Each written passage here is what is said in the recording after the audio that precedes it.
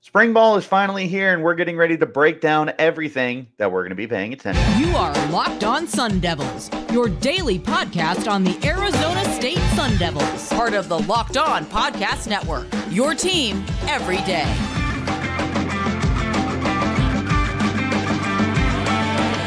Welcome back to the Locked On Sun Devils podcast, part of the Locked On Podcast Network, your team every day. My name is Richie Bradshaw, and I will be your guide for everything Arizona State Sun Devils. Thanks, as always, for tuning in and making us your first listen of the day. And a shout-out to my everydayers who are here every day. Don't forget to hit like, subscribe, and turn on notifications wherever you're getting your podcast. And stay in touch with the show by following me on Twitter at RichieBrads36 and the podcast at LO_Sun Devils. Today's episode is brought to you by LinkedIn. These days, every potential hire can feel like a high-stakes wager for your small business. That's why LinkedIn Jobs helps find the right people for your team faster and for free. Post your job for free at linkedin.com/lockedoncollege. Terms and conditions apply. Ladies and gentlemen, boys and girls, welcome back in. Today, we have a jam-packed episode as we go through everything that we're going to be paying attention to in spring ball. That includes a preview of the offense, a preview of the defense, major storylines, and rounding it out with bold predictions, which I'm sure you guys will absolutely eat up. So this is a big episode. I am telling you, this is going to be longer than it normally is because there's a lot of stuff to go over. I'll do my best to keep it as short as I can, but again, there's a lot to talk about. So without further ado, let's hop right into it. We're going to start our conversation looking at the offense and the things that we are going to be looking for and watching very carefully. Of course, I need to lead it off with three players who are going to be out of camp and not participating as they recover from injuries and whatnot. Those three players are all on the offensive side of the football. Of course, quarterback Jaden Rashada highlights that list as he is nursing a thumb surgery he had during the offseason.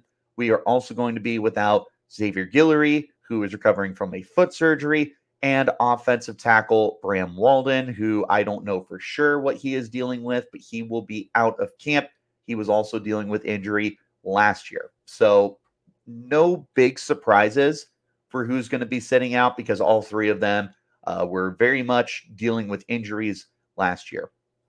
Now let's go ahead and get into what we're going to be watching on the offensive side of the football. And it all starts with the quarterback position. I talked about it a little bit over the weekend. So if you haven't checked out that episode, take a look at it. It's nice, short, and sweet. It's a lot shorter than this episode is going to be. So check it out and see what I had to say about it. But nonetheless, I'm going to touch on it again a little bit here. So with Jaden Rashada being out, there's a huge opportunity here for somebody to step in, step up, and walk away as the number 2 quarterback behind Rashada for the time being and take that momentum into training camp in late July, early August, and see if they can't really benefit and try and maybe even usurp Rashada of his position as QB1. Because as Kenny Dillingham will tell you, nobody's position is safe on this team. It doesn't matter if you're the quarterback or if you're the punter or if you're the long snapper or the middle linebacker or the offensive guard. Wherever you are, there's always going to be open competition. And that is going to be one of the most interesting battles that we see will be at quarterback.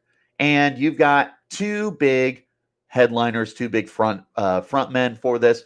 That, of course, being Trenton Bourguet and Sam Leavitt. We all know who Bourguet is. He's had significant playing time the last 2 seasons, just under 5,000 passing yards, 12 touchdowns against 7 interceptions. I probably should have had that pulled up in front of me. He has 12 touchdowns against 10 interceptions. Last year was not his best year.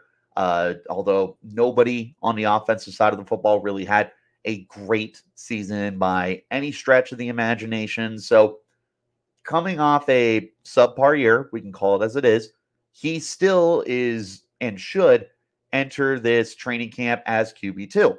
He's the veteran guy. He knows the system. He knows the university. He knows his teammates. He has a leg up there on Sam Leavitt. But with that in mind, Leavitt is a very talented young player who can do it with his legs. He can do it with his arm. He's able to play really good football at a high level in a variety of different ways. He was the same recruiting class as Jaden Rashada. He was also a 4-star recruit, a top 20 quarterback coming out. He is every bit as talented as a quarterback that ASU has seen in the last 10 years. This is a player that is going to be much more involved in the competition than I think many people realize or would really give a second thought to.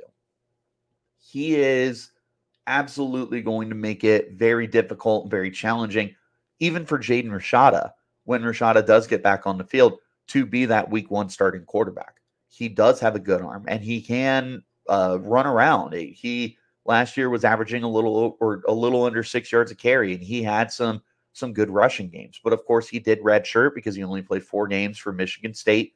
So he's got kind of the same footing as Jaden Rashada right now, who played 3 games last year. They're really on equal standing ground. The reason you would give Rashada that edge is because he's been at the program an extra year and has worked under Kenny Dillingham. That's going to be really fun to watch. And of course, you got to talk about Navi Bruzan, the preferred walk-on coming from Liberty, the 2-time Gatorade Player of the Year. Kenny Dillingham is hyping him up. I have talked to several people, and all of them have had glowing reviews about Navi Bruzan as well. You cannot overlook this kid. Just because he's not the tallest guy in the world, and he's not the fastest guy in the world, does not mean that he can't absolutely sling it and make things very interesting for the Sun Devils in training camp.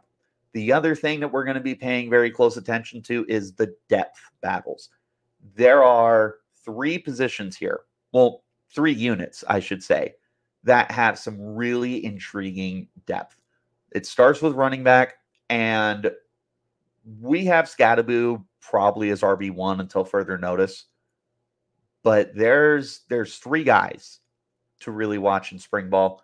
I am not including Jason Brown, the 4-star freshman, because I'm not sure if he's going to be at camp. In fact, while I have you, I do not know which freshmen are going to be there and who are not. I know Bruzan is going to be there, so that's the only one I'm really including right now.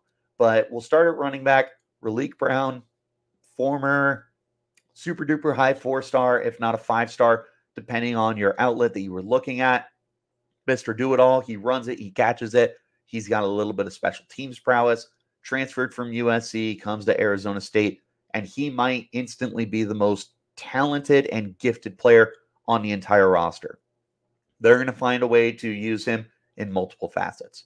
DeCarlos Brooks, another player that ASU fans need to be familiar with.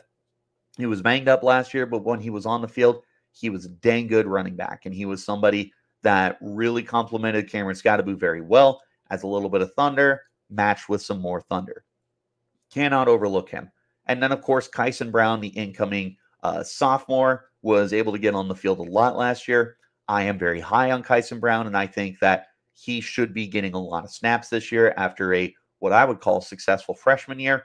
Cannot overlook him, although he's definitely going to be behind Brown and Brooks at the start of camp. Maybe he's able to show off.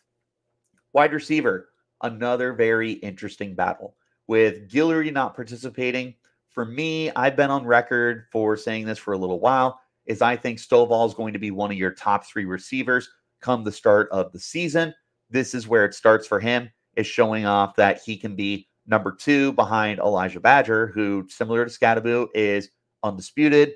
There's, to me, no real competition there for him to lose his wide receiver 1 spot. But Stovall, someone who played for the team last year and looked solid when he was given an opportunity, but he was buried on the depth chart. And I mean, that's what we're talking about, is they are bringing back pretty much all the receivers from last year, because beyond Stovall is Troy O'Mary, the guy who tied for the lead in touchdown receptions, was that 50-50 ball guy. He made spectacular plays. He was a stud. He's big. He's 6'4". He's got box out skills. He's got an edge over most of the other guys here who just aren't as big as him. Jordan Tyson, someone I am ridiculously high on, and the pure athleticism he has and the deep speed is going to make him very interesting. He is going to compete for wide receiver 2 as well. Jake Smith, who, of course, did not play last year because of NCAA two-time transfer policies. He's back. When he was participating in spring ball and in training camp, oh my God, he looked like wide receiver 2 by a lot. So if he's healthy, he's going to have that mindset of blowing away his competition. Last guy I want to mention is Caleb Black. And there's other guys on the roster, but Black was able to get on the field a little bit last year, find some snaps as a receiver, getting those end arounds. Very intrigued by him. I'll be paying attention to see how he does in year 2. Offensive line is the last unit that I want to highlight here, and there's a bunch of them. And the reason why is because who plays where? Because to me, the only guy who has a secure position, with Bram Walden being out with injury, because I am very high on Bram Walden, but the only guy who should have his position locked up is Lee Fontanu at center. But even then, you're going to have a lot of competition. And the guys I'm going to list, some of them can play multiple positions, and it's going to make it very intriguing. Emmett Boley, returning from a leg injury, he's going to be competing at right tackle. Max Ionacre will also be competing at right tackle. Sean Na'a will be looking for the inside or the outside, finding a way to get on the field. Kenny Dillingham highlighted him as somebody who has really showed off during the offseason as becoming a vocal leader for the team. Ben Coleman missed last year with injury. He feels like one of your guards as long as he's healthy. Kyle Scott, another guard for you, feels like he could be a plug and play. Josh Adkins, transferring in. He is going to be competing for the left tackle job more than likely. Someone to really pay attention to. Jalen Clem, another transfer. He is not on the team's website, so I'm unsure if we're going to see him, but I will keep you guys posted because that's another guy who could be instant starter if he is 100% healthy. He was very good for Washington last year. Last guy is Isi Matuatia, who's another transfer, interior line guy, going to be another guy who's going to compete for immediate playtime. There's a lot of those guys at the offensive line spot. And again, to me, it's going to come down to your best 5 rather than pigeonholing guys into single position groups. And that's something I'm going to touch on a little bit later in the podcast as well. But the quarterback battle and the depth at running back, wide receiver, and the offensive line as a whole is going to be what's commanding some of the major attention for me as we enter spring ball. We're going to take a look at the defensive side of the football in just a moment.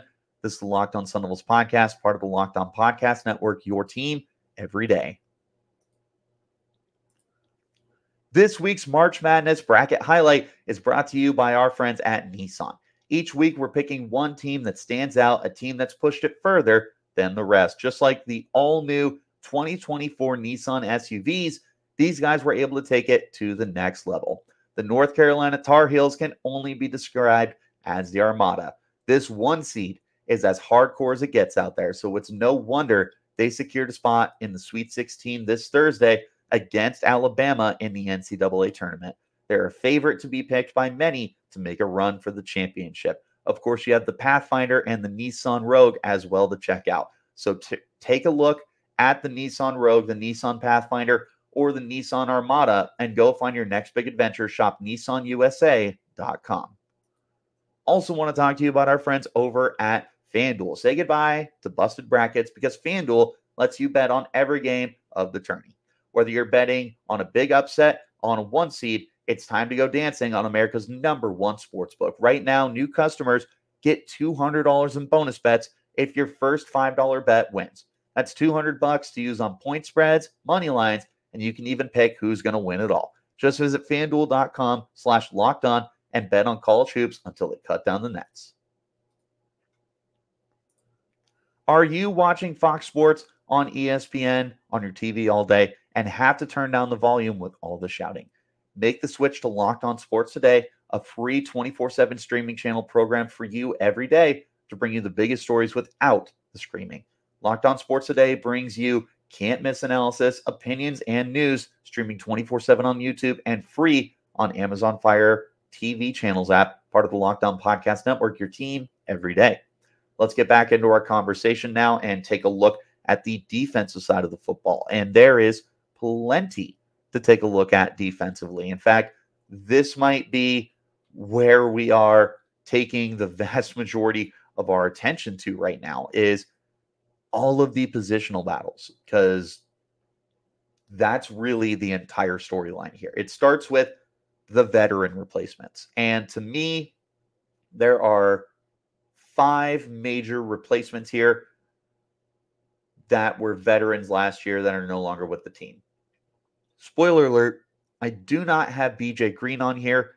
And the reason why is because you already have Clayton Smith and Prince Dorball. If you were missing one of them, I absolutely would have highlighted BJ Green here. But those two are easy bookend guys. And there's depth there as well. They have, what's his name? They've got Garen Stansberry as a potential breakout guy there. They brought in Roman Petrie. They have some interesting guys that are coming in as freshmen. Jason Wadley is coming in as a transfer. There's guys all throughout this roster that are going to make it very interesting to pay attention to. But there are 5 veteran guys that are going to be needing to be replaced. We'll start with Dashaun Mallory at the defensive tackle spot. I think there's 3 main guys here who are going to compete to take over. And of course, there's plenty of other guys as well. But to me, it's going to be between Anthony Cooper, Jeffrey Clark, and Jacob Kongaika. Anthony Cooper would have been a starter for you last year in the interior, but he was nursing injuries all season long. So if he's 100% healthy, this is a guy who moved from the edge to the interior, mainly due to need, but I feel like he's probably still an interior guy because of a lack of proven depth, per se. I think that he should have the inside track there. Jeffrey Clark, transfer coming in from Louisville. This is a proven veteran guy. He's someone that I feel could easily step in as that next veteran transfer defensive tackle that we have seen from Mallory and from Nesta Jade Silvera the previous year. It feels like poetry, and time is a flat circle sometimes. Jacob Kongaika, someone I'm very high on. This is not any news to anyone. He's a junior coming in from Arizona. Good to see him come and join the good guys now. If it were up to me, I would love to see the 3 of them get a really good rotation. And I would love to see Kongaika end up breaking out and be the starter by the end of the year. Want to mention that CJ Fight, although I didn't mention him here, I think he's going to be your starter as a borderline nose tackle for you. He was someone that really stood out throughout the year, played very strong. I don't see any reason that he shouldn't be a starter. But again, like I mentioned for Jaden Rashada, it's a wide open competition. So Fight is still going to need to play at his best. He should not be going into spring ball, training camp, whatever, with the mentality of having a position locked up. He doesn't. So he still needs to play tough. Next spot, linebacker. And I'll lead it off again, talking about who's going to replace Tre Brown. Similar to what I said about CJ Fight, is Tate Romney was one of the starters last year. He should have an inside track, but again, that's not guaranteeing anything. He's still going to need to prove that he deserves to have his starting spot, similar to CJ Fight. Now, for me, there's 4 main linebackers here to look at. Caleb McCullough was the first one. He was top 5 in tackles for them last year. He was somebody who was heavily rotated in with Brown and with Romney. He's a veteran on the team. He's been here for a minute. He should have, in theory, similar to Anthony Cooper, the inside track to starting with how many years he's been at Arizona State, and he has worked under the Brian Ward system for a year now. The other 3 are transfers coming in. First one I want to mention, Keyshawn Elliott. I am stupidly excited for Keyshawn Elliott, who was highly productive during his time at New Mexico State. I want to see if he's going to be able to translate now to Power 5 play.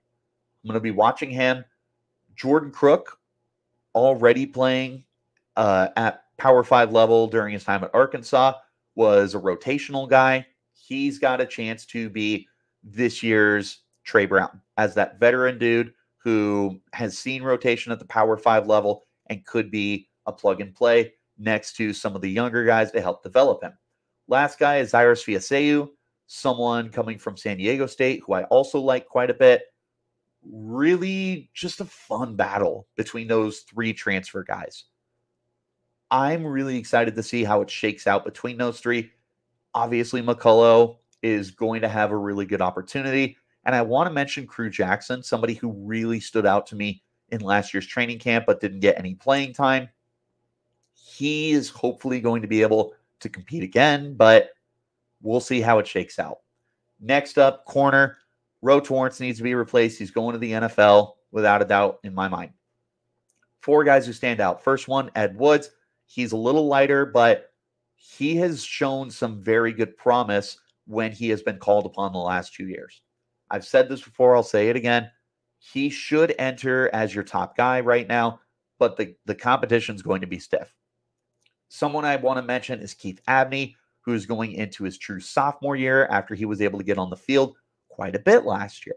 Somebody who showed some really intriguing upside and a player who has been giving glowing reviews from some of the staff, including defensive backs coach Brian Carrington. Two transfers are coming in LaTerrence Welsh and with Jaden Robinson. Welsh, former highly recruited guy from LSU, and Robinson, somebody who was recruited to Washington State by Brian Ward. Will he be able to translate to a defense that he was recruited to come play in? We'll wait and see. Will Welsh's former high upside as a recruit turn into him becoming a plug-and-play starter? This is a wide-open competition. Unlike with Mallory and with Tre Brown having their seemingly plug-and-play replacements with Anthony Cooper and Caleb McCullough, although I really like Ed Woods, he is going to be in the fight of his life to be able to retain a starting role. Wide open there. Jordan Clark's the next guy in the nickel. You seemingly have your replacement with Cole Martin, Valley kid, former highly touted kid, played very well at Oregon. This feels like a natural fit. Obviously, you can't guarantee stuff. It feels pretty obvious. I do want to mention Montana Warren, though, the redshirt freshman safety who during training camp was blowing everybody away, but got injured during Tontozona. That's what it is. So got injured there, missed the majority of last year. He played a lot of slot during training camp. Curious if he's going to be able to push Cole Martin. Finally, at safety, Chris Edmonds needs a replacement. You have Shamari Simmons returning. In theory, he is one of your starters, similar to CJ Fight and similar to Tate Romney. Who plays next to him? Xavier Alford, who, like Jake Smith, was ruled ineligible because of the NCAA transfer stuff. You have Kamari Wilson coming in, another highly recruited kid out of high school, was not able to get on the field with Florida. Miles Ghost Rouser, someone who I am very excited for, another New Mexico State kid joining Elliott, and really high upside. I want to see if it translates. Last guy, Montana Warren. I just talked about him a little bit, but he is a safety by nature. Will he be able to walk in? Last thing I want to talk about on what I'm watching for defense is some breakout guys. Run through them real quick before we get to the end of the podcast. Garen Stansbury, Tate Romney, Ed Woods, Keith Abney, Montana Warren. I talked about those guys already. Stansbury, I want to go a little more in detail with because we didn't talk about him too much. Edge rusher, really high upside, really good athlete, hasn't been able to get on the field consistently the last couple of years. Is this the year? Is this the year that Stansbury finally breaks out? The Sun Devils loved having a rotation last year of BJ Green, Prince Dorba, Clayton Smith. They're going to be looking for number 3. And they've got plenty of guys to have that competition for. But is this the year that Stansbury is finally realized with his potential and finds a way to dominate? Want to see it. I really want to see it. He is such an exciting player. And it's one of those where, like, you look at what he is as a pure athlete, and it's like, if everything clicks, this kid might just blow up. And it's a fresh start for ASU, right? Because you're going to the Big 12. It's a fresh start for Garrett Stansbury with BJ Green gone. I don't know, man. The stars might finally be aligned for Garrett Stansbury to break out. There's plenty of breakouts. We're going to talk about some storylines overall for both sides of the field and bold predictions in just one moment. It's the Locked On Sun Devils podcast, part of the Locked On Podcast Network, your team every day. When you're hiring for your small business, you want to find qualified professionals that are right for the role. That's why you need to check out LinkedIn Jobs. LinkedIn Jobs has the tools to help find the right people and professionals for your team faster and for free. LinkedIn isn't just another job board. LinkedIn has a vast network that gives more than 1 billion professionals of you to choose from and makes it the best place to hire. It gives you access to professionals you can't find anywhere else. LinkedIn does all of this while making the job process easy and intuitive.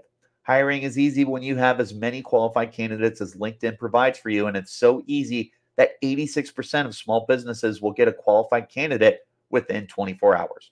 LinkedIn knows that small businesses are wearing so many hats and might not have the time or resources to hire, and LinkedIn is constantly finding ways to make the process easier. They just launched a feature that helps write job descriptions and makes the process easier and quicker. 2.5 million small businesses use LinkedIn for hiring. Post your job for free at linkedin.com/lockedoncollege. That's linkedin.com/lockedoncollege to post your job for free. Terms and conditions apply. One more time, wherever you get your podcast, hit like, subscribe, turn on notifications so you get an update whenever we post new content. A shout out to my everydayers who are here every day. We're going to wrap this bad boy up talking about some overall storylines for both sides of the ball and a slew of bold predictions. Major storylines here. There's 4 that stand out. And funny enough, they are on the offensive side of the football.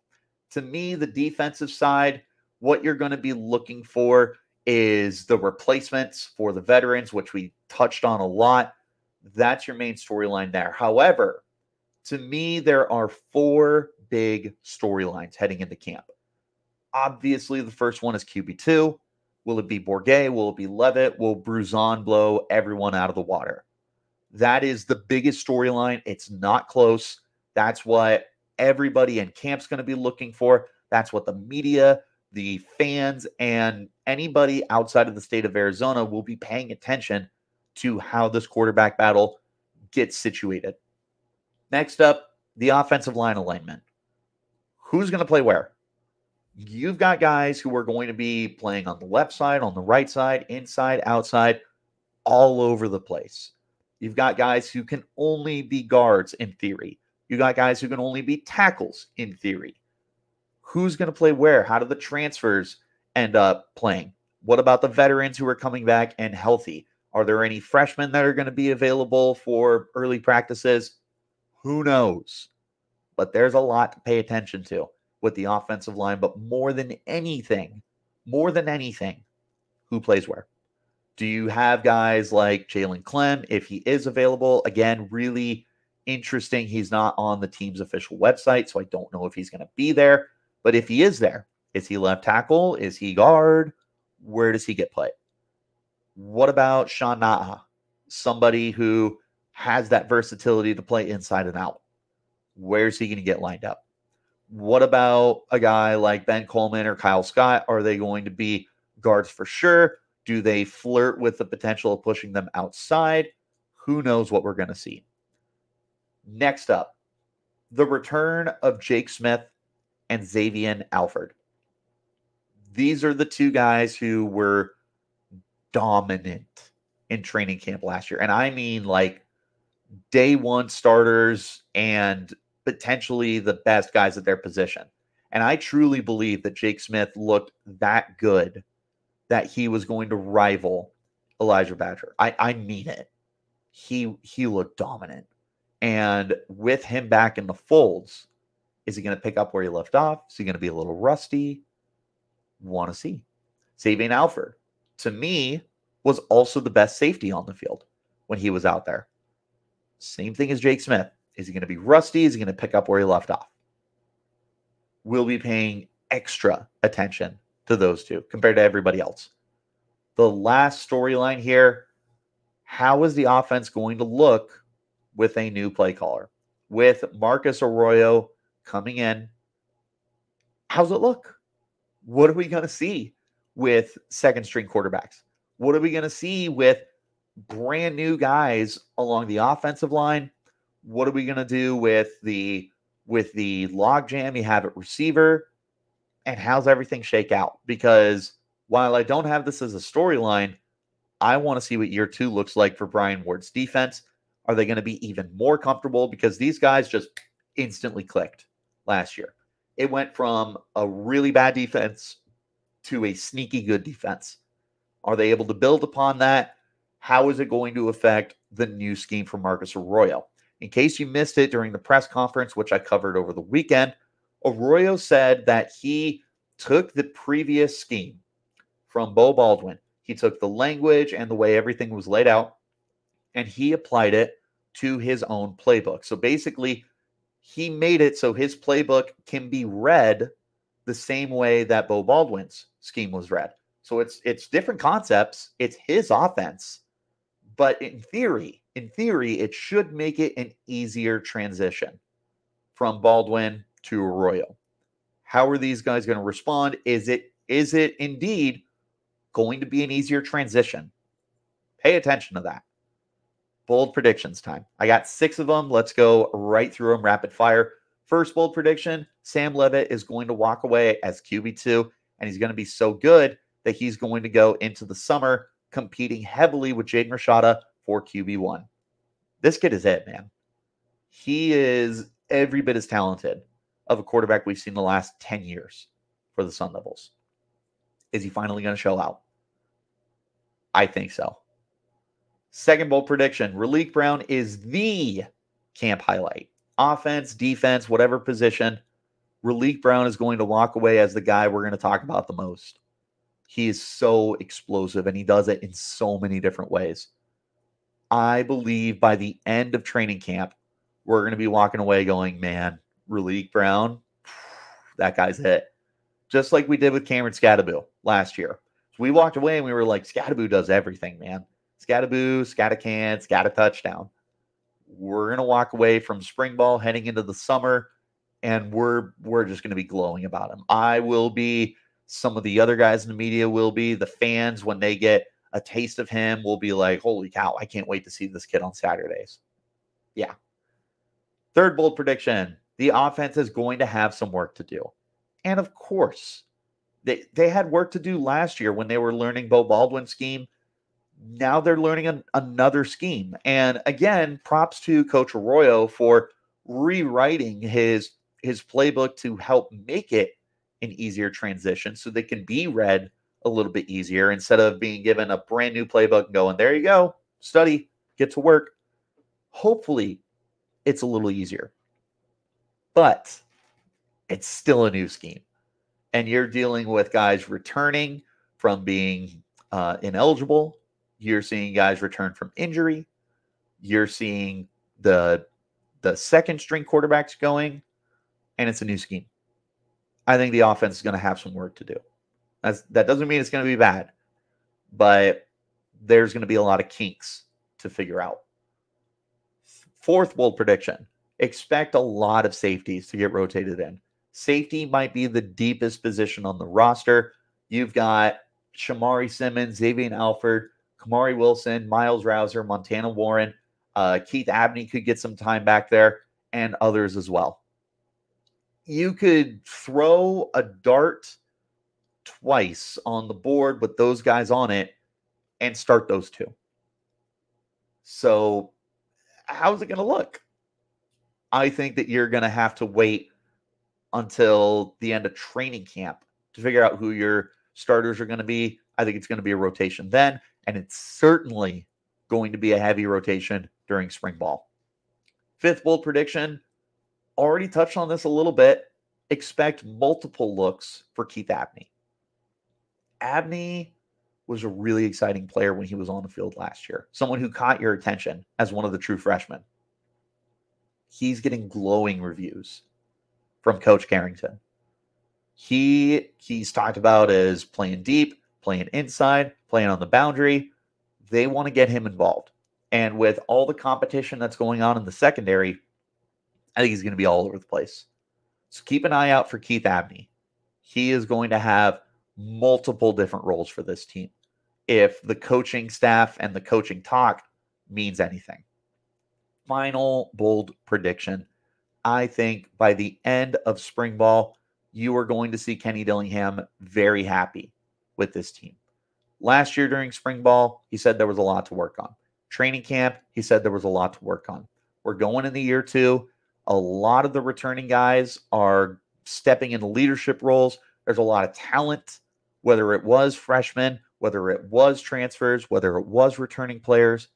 I think, and I'm not saying he's going to be like, we're going to go 12-0, but I think by the end of training camp, you will hear something along the lines of, we are miles ahead of where we were last year. You're going to hear Kenny Dillingham say, this team is significantly ahead of where we were last year. This team is night and day better than where we were last year. Something along the lines of that. That is my final bold prediction, is that's going to be Kenny Dillingham. He's going to say, yeah, these kids are figuring it out. It's clicking for them. That's what I think is going to be going on. There's a bunch of bold predictions for you. There's a bunch of storylines for you. Offense and defense, what we're going to be looking for. This was a jam-packed episode. Way longer than what we normally do. Let me know in the comments what you guys are going to be paying attention to. Do you like the quarterback battle? Do you want to see who replaces some of the veterans on defense? What do you think Kenny Dillingham's going to think by the end of it all? Let me know in the comments. Hit me up on Twitter at RichieBrads36, the podcast at LO_Sun Devils. Wherever you're getting your episodes, though, hit like, subscribe, turn on notifications. Shout out to my everydayers who are here every day. Thanks again, guys, for tuning in. I know it was a long episode. We had a lot of information to cover. As far as how we are going to go about this moving forward, I am unsure of a concrete plan. The way I'm going to attack it initially is on Tuesdays and Thursdays after practice. I'm going to give you kind of rundowns of what we saw, offense, defense, and takeaways. If those are received well and that's the way you guys like it, we'll stick with that. If not, we can play around with it. We have a month of spring ball to talk about, so I'll keep you posted on everything that I see and everything that I can report for you guys. So hit subscribe. You'll get all the news. I'll see you next time. Till then, you keep it locked right here